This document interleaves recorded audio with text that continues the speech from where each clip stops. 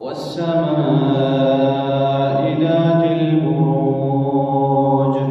واليوم الموعود وشاهد ومشهود قتل أصحاب الأخدود النار ذات الوقود إذ هم عليها قعود وهم على ما يفعلون بالمؤمنين شهود وما نقموا منهم إلا أن يؤمنوا بالله العزيز الحميد الذي له ملك السماوات والأرض والله على كل شيء شهيد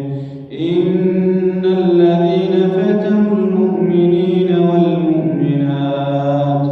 ثم لم يتوبوا فلهم عذاب جهنم ولهم عذاب الحريق إن الذين آمنوا وعملوا الصالحات لهم جنات تجري من تحتها الأنهار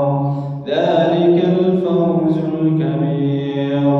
إن بطش ربك لشديد إنه هو يبدئ ويعيد وهو الغفور الودود ذو العرش المجيد فعال لما يريد هل أتاك حديث الجنود فرعون وثمود بل الذين كفروا في تكذيب والله من ورائهم محيط بل هو قرآن